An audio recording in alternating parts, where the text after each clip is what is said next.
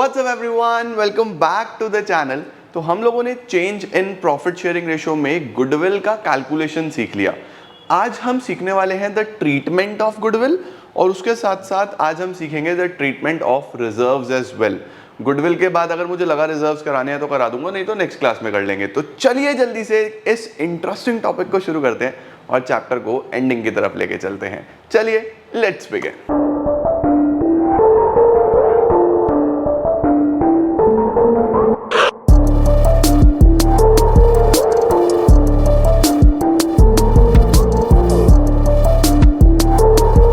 Heading डालो मेरे साथ साथ,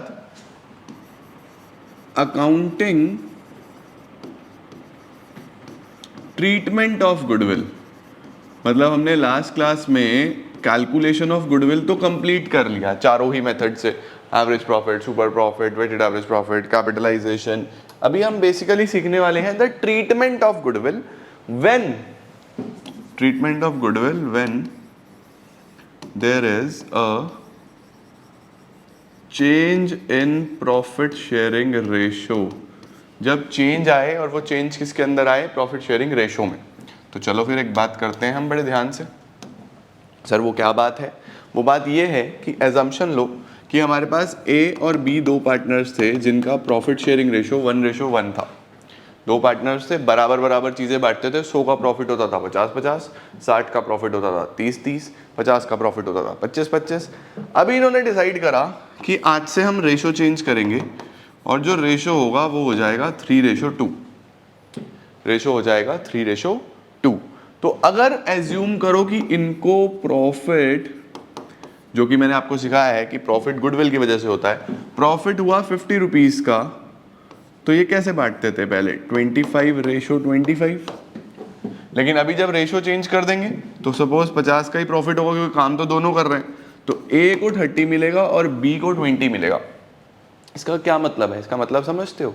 इसका मतलब ये है कि बी ने अपना एक 5 रुपए का हिस्सा किसको सेल कर दिया है? ए को सेल कर दिया है।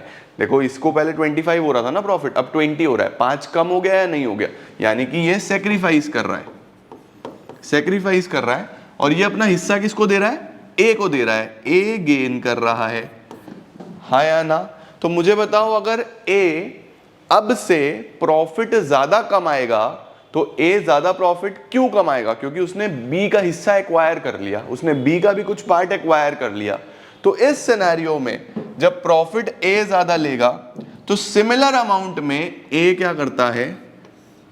कंपनसेट करता है, क्योंकि ए को प्रॉफिट ज्यादा होगा ना, कंपनसेट करेगा बी को किसके साथ?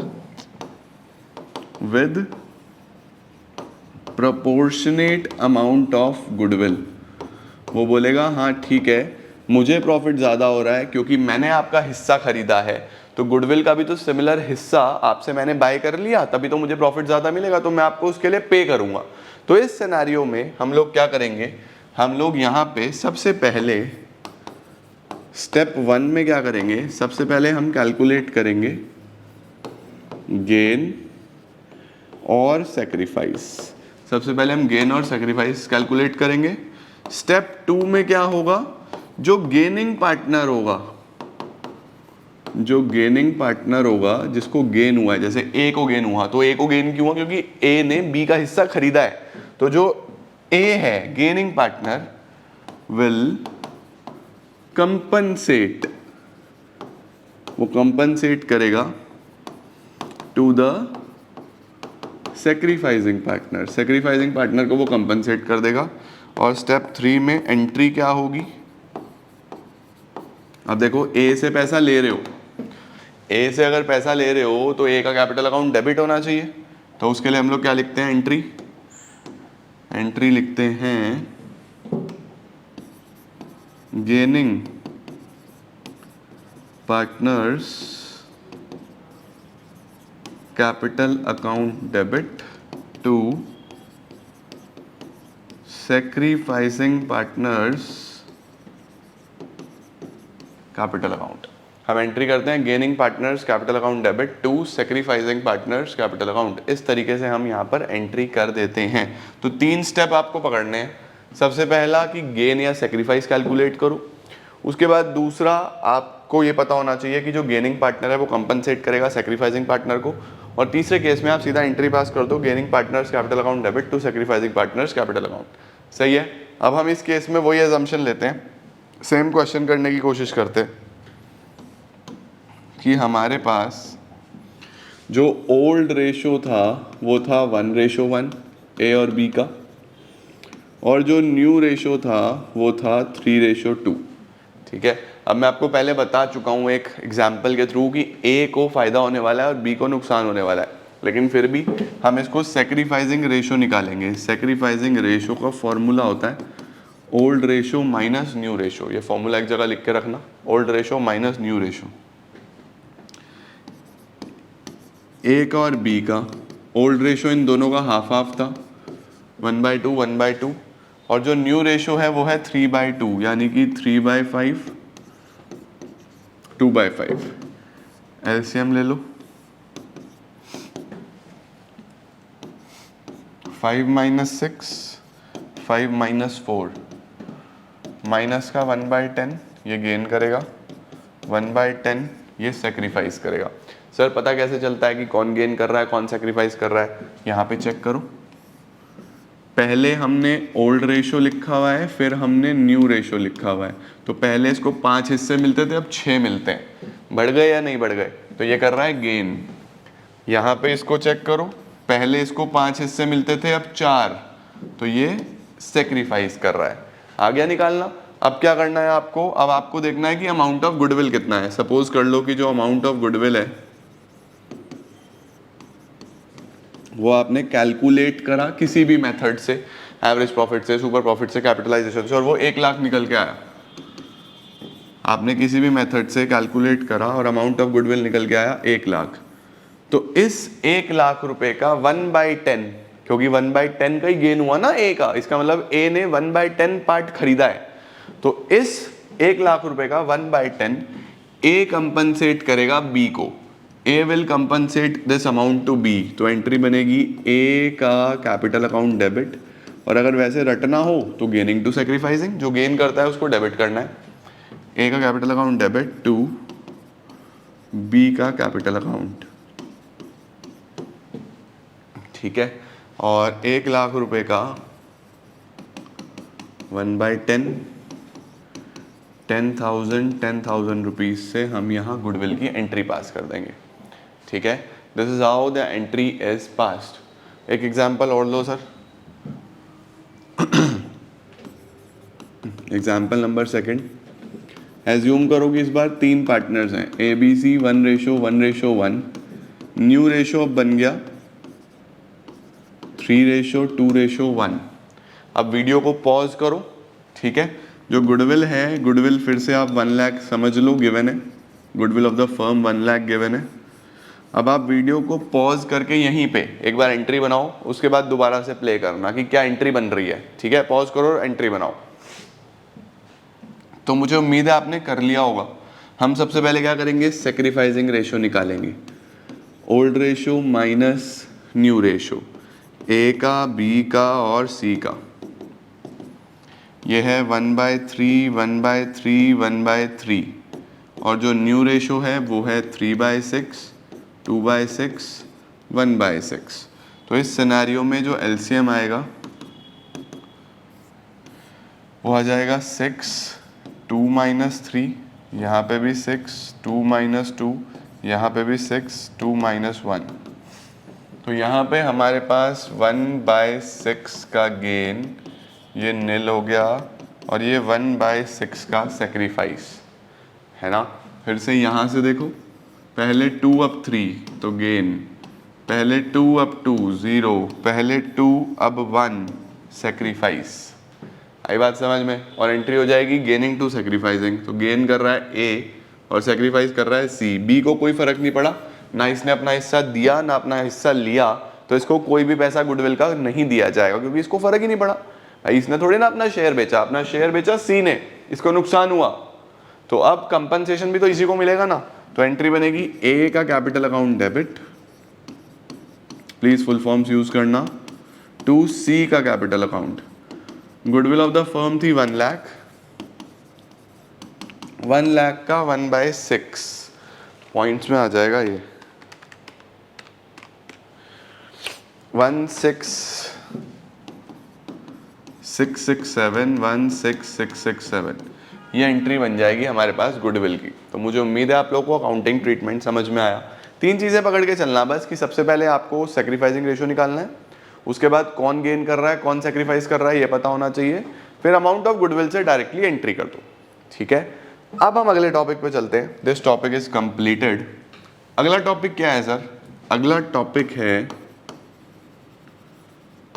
Accounting treatment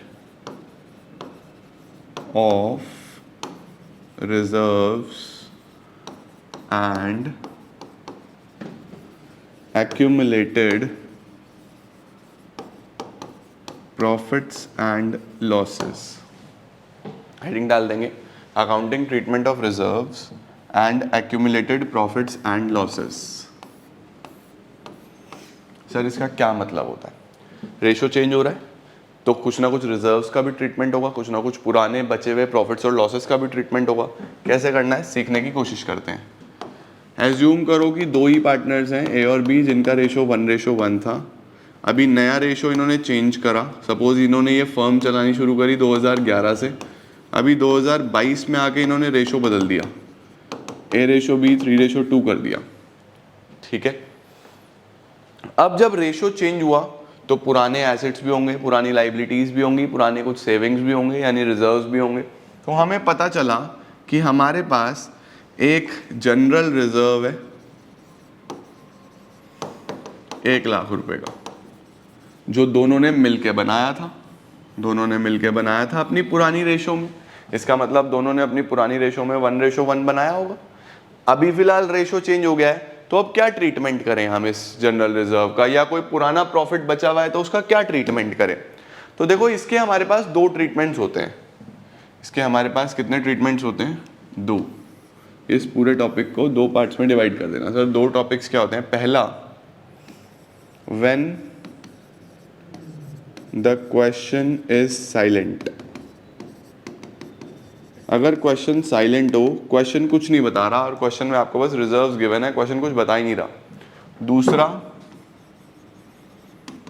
when the question states to pass single adjustment entry. जब आपको क्वेश्चन बोले कि आपको बस एक सिंगल एडजस्टमेंट एंट्री पास करनी है, इसके अलावा कुछ और पास करने की ज़रूरत नहीं है। ठीक है, तो अब यहाँ पे आपको याद रखना है कि अगर क्वेश्चन साइलेंट हो, क्वेश्चन बिल्कुल साइलेंट है, तो इस केस में क्या करना है?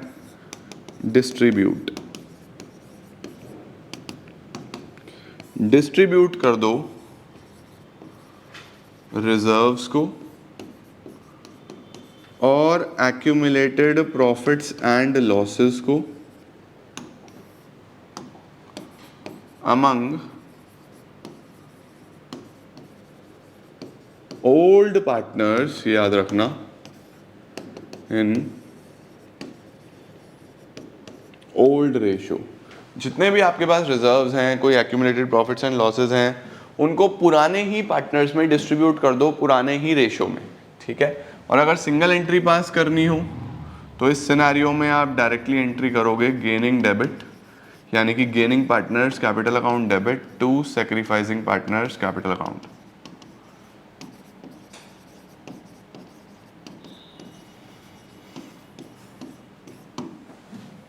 ठीक है, यानी रिजर्व्स के 2 ट्रीटमेंट है। या तो क्वेश्चन कुछ बोलेगा ही नहीं, आपको रिजर्व दे देगा, या फिर क्वेश्चन बोलेगा कि आप सिर्फ एक एडजस्टमेंट एंट्री पास करके दिखाओ। तो अगर क्वेश्चन कुछ नहीं बोल रहा तो आपको सिंपली रिजर्व्स और एक्यूमुलेटेड प्रॉफिट्स और लॉसेस को डिस्ट्रीब्यूट कर देना है ओल्ड पार्टनर्स में ओल्ड रेशो में। सर ऐसा क्यों कर रहे हैं हम? देखो एक बात समझो, ए और बी ने जनरल रिजर्व बनाया 1 लाख रुपीस का, जो कि अपनी पुरानी रेशो में बनाया होगा। इसका मतलब ए ने दिए होंगे 50,000 और बी ने भी दिए होंगे 50,000, तभी तो 1 लाख का रिजर्व बना होगा।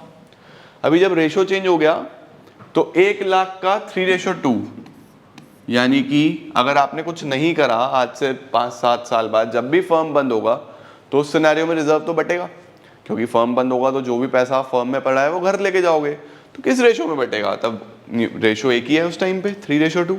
तो 3 के हिसाब से ए को मिलेगा 60,000, बी को मिलेगा 40,000। बी तो रोएगा भाई साहब। बी बोलेगा अरे मैंने लगाए थे 50,000, मुझे मिल रहे हैं 40,000, मेरे 10,000 खा गया ये। तो ए बोलेगा भाई साहब अगर इतना ही शौक था तो पहले जब रेशो चेंज हो रहा था तब क्यों नहीं बोले? तो समझदार इंसान क्या बोलता है? जब भी रेशो चेंज हो तो ये बोला जाता है कि जब भी रेशो चेंज हो तो भाई साहब रिजर्व्स को घर ले जाओ, एक्यूमुलेटेड प्रॉफिट्स और लॉसेस को घर ले जाओ पुरानी रेशो में ही, क्योंकि आपने जिस रेशो में बनाया था उस रेशो में डिस्ट्रीब्यूट कर दो तो टेंशन फ्री रहोगे ना, कोई लड़ाई झगड़ा ही नहीं है। तो उस सिनेरियो में एंट्री क्या होती है? उस सिनेरियो में एंट्री होती है रिजर्व्स डेबिट, कोई भी रिजर्व हो, general reserve, contingency reserve, workman compensation reserve, investment fluctuation reserve. तो एंट्री बनती है reserves debit to old partners capital account. Reserves को डेबिट करने का मतलब है कि रिजर्व कम करे जा रहे हैं, और कैपिटल्स को क्रेडिट करने का मतलब है कि कैपिटल बढ़ रहा है, रिजर्व खत्म हो रहे हैं और पैसा कैपिटल में मिल रहा है पार्टनर्स को। ठीक है। अगर लॉस हो सर, अच्छा इसमें प्रॉफिट भी हो सकता है। P&L का अगर कौन सा वाला बैलेंस हो? Credit balance. क्रेडिट बैलेंस का मतलब होता है प्रॉफिट, याद रखना। क्रेडिट बैलेंस का मतलब भी क्या होता है? प्रॉफिट। तो पुराना कोई प्रॉफिट अगर रुका हुआ हो तो वो भी बांट दो ना, वो भी पार्टनर्स को मिल जाएगा। और अगर लॉस हो, इन केस ऑफ लॉसेस, अगर लॉसेस होंगे तो पार्टनर से पैसा लिया जाएगा, तो उस केस में क्या एंट्री बनती है? Old partners capital account debit to, क्या क्रेडिट करूं मैं? एक तो कोई लॉस, P&L का कौन सा वाला बैलेंस? Debit balance. अगर P&L का डेबिट बैलेंस लिखा हो तो समझ जाना लॉस है, ठीक है। और उसके अलावा कोई एडवर्टीजमेंट सस्पेंस ऐसा कुछ दिया हो, एडवर्टीजमेंट सस्पेंस दिया हो, या फिर ऐसा लिखा हो डेफर्ड रेवेन्यू एक्सपेंडिचर, ऐसा कुछ लिखा हो, तो इस सिनेरियो में पार्टनर को क्रेडिट करा जाता है। क्रेडिट क्यों करा जाता है? क्योंकि कैपिटल कम होते हैं यहाँ पे डेबिट साइड में, सॉरी, पार्टनर को डेबिट करा जाता है। डेबिट क्यों करा जाता है? क्योंकि कैपिटल्स कम होते हैं डेबिट में। ओके। और ये तो लॉसेस हैं ही हमारे, ये एंट्री बन जाती है। और अगर एडजस्टमेंट एंट्री करनी हो, यानी एक सिंगल एंट्री करनी हो, तो इस तरीके का हमारे पास सिस्टम बनता है, गिविंग डेबिट टू सैक्रिफाइसिंग। ठीक है जी। तो आज मैंने आपको सारे नोट्स बनवा दिए, गुडविल विद एग्जाम्पल समझा दिया, रिजर्व्स का ट्रीटमेंट समझा दिया। रिजर्व्स में आपको पता होना चाहिए कि रिजर्व्स में क्या करना है। रिजर्व्स को जनरली डिस्ट्रीब्यूट करेंगे, और अगर डिस्ट्रीब्यूट नहीं करना तो किस तरीके से ट्रीट करेंगे वो। अगली क्लास में मैं आपको workman compensation reserve, investment fluctuation reserve के केसेस कराने वाला हूँ। तो अगली class is gonna be very very very important, बड़े ध्यान से देखना, समझना। रिवैल्यूएशन करेंगे, उसके बाद चैप्टर हमारा कंप्लीट हो जाएगा। तो चैप्टर बिल्कुल एंडिंग की तरफ जा रहा है, इसी वीक में खत्म होगा। एडमिशन शुरू भी करेंगे हम इसी वीक में। तो एडमिशन रिटायरमेंट डेथ कंप्लीट करने की कोशिश रहेगी, और एडमिशन रिटायरमेंट डेथ बिल्कुल इसी पे बेस्ड हैं, तो जल्दी जल्दी हो जाएंगे, ऐसी टेंशन वाली बात बिल्कुल भी नहीं है। तो मिलता हूँ मैं आपको नेक्स्ट क्लास में, तब तक अच्छे से पढ़ाई करते रहो। All the best everyone, keep growing and keep growing.